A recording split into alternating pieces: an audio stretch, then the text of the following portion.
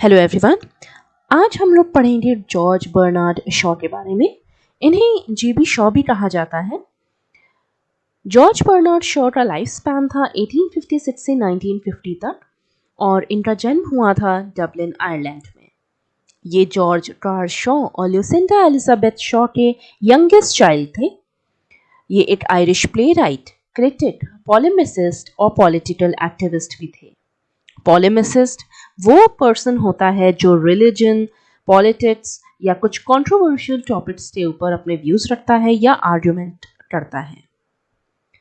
ये एक ऐसे मॉडर्न ड्रामेटिस्ट थे जिन्हें नोबेल प्राइज भी मिला था 1925 में, और इनकी एक वर्क पिग्मेलियन के ऊपर जो मूवी बनी थी उसके लिए ऑस्कर भी मिला था।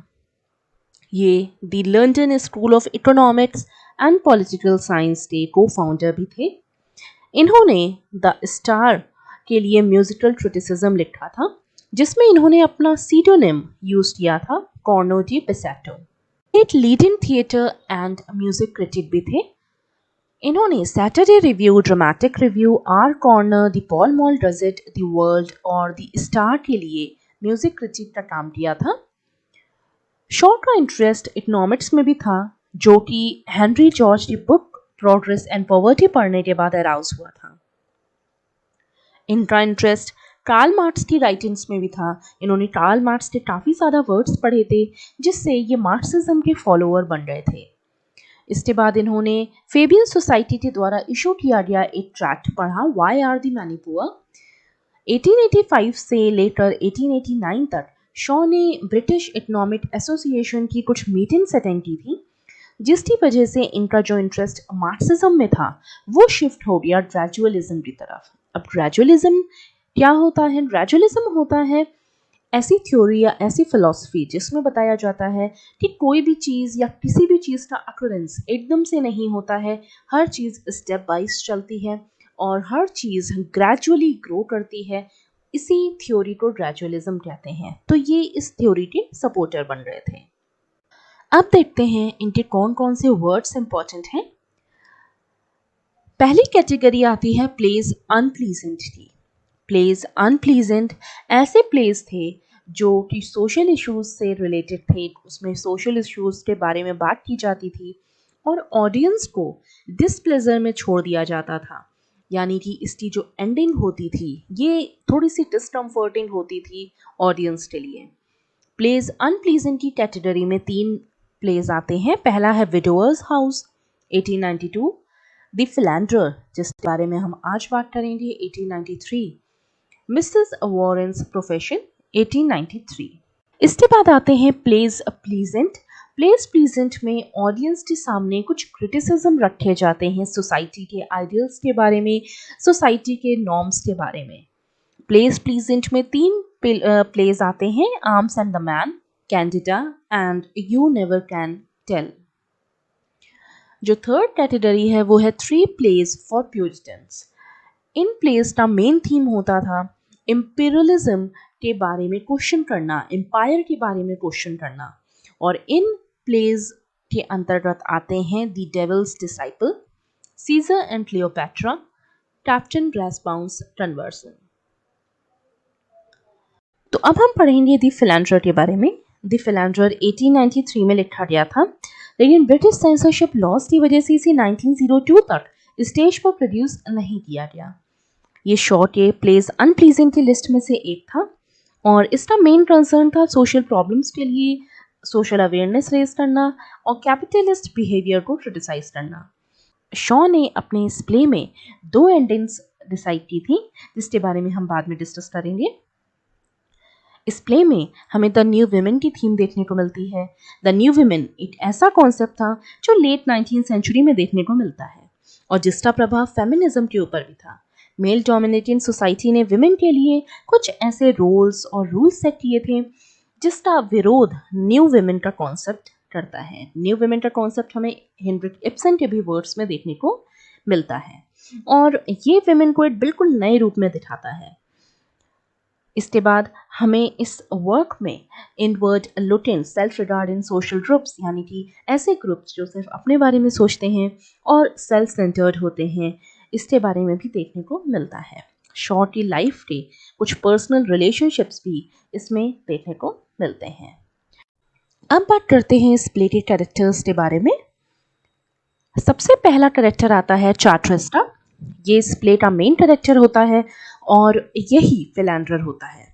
फिलैंडरर वो पर्सन होता है जो एक से ज़्यादा विमेन के साथ रिलेशनशिप बनाता है और किसी के भी साथ लॉयल नहीं होता है। मिसेस ग्रेस ये एक विडो होती हैं। जूलिया ट्रेवन ये चार्टरस से प्यार करती थी। सिल्विया ट्रेवन ये जूलिया ट्रेवन की सिस्टर थी। कर्नल ट्रेवन ये जूलिया और सिल्विया के फादर थे। ककबर्स्टन ग्रेस के फादर थे।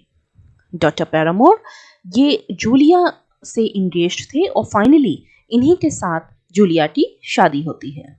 ये एक फिजिशियन भी थे। इस वर्क में दो सेटिंग्स दिखाई गई हैं। पहली सेटिंग है एशली गार्डन्स की। एशली गार्डन्स में एक फ्लैट होता है, उसकी सेटिंग दिखाई गई है। फ्लैट में ग्रेस ट्रांफील्ड और लियोनार्ड चार्टरस दिखते हैं जो एक दूसरे से बात कर रहे होते हैं। चार्टरस ये डिस्क्लोज करता है कि जूलिया उन लड़कियों में से एक है जो उसकी तरफ अट्रैक्टेड थी।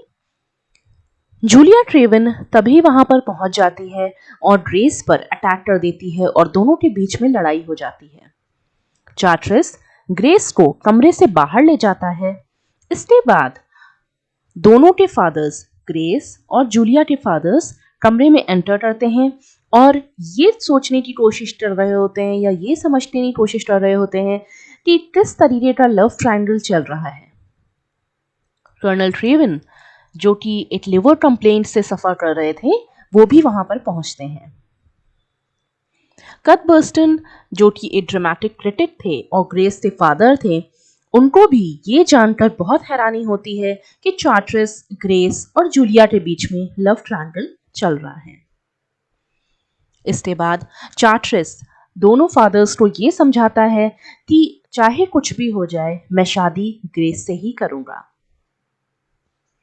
इसके बाद इस प्ले में दूसरी सेटिंग देखने को मिलती है जो कि थी इब्सन क्लब की। इब्सन क्लब एक ऐसा क्लब था जहां पे ज्यादातर इस प्ले में जो कैरेक्टर हैं वो वहां के मेंबर थे। सबसे पहले हमें देखने को मिलते हैं डॉक्टर पैरामोर।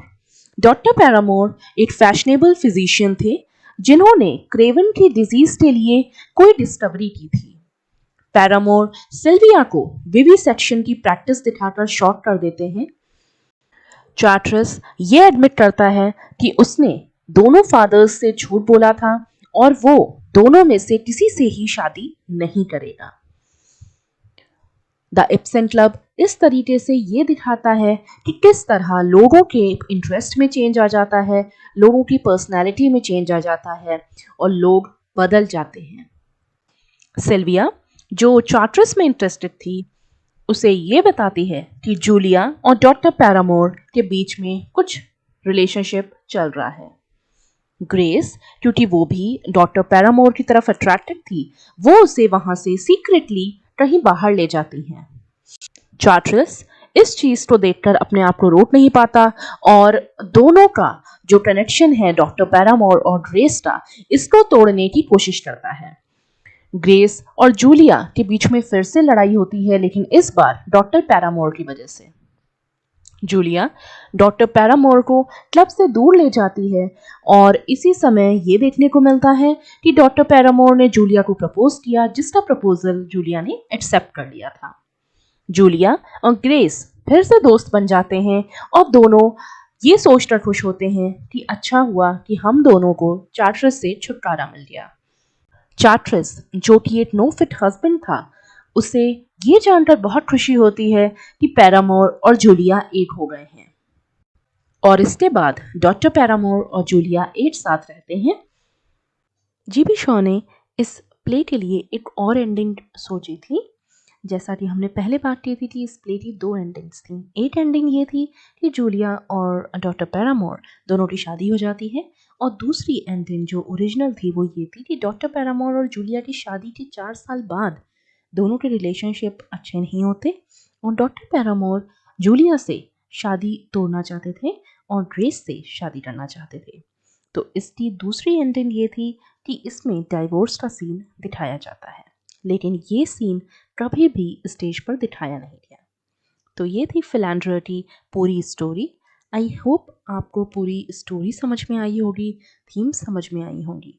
अगर आपको ये वीडियो अच्छा लगा हो तो प्लीज़ इस चैनल को लाइक करिए, सब्सक्राइब करिए और जुड़े रहिए इंक लेट शेल्फ से।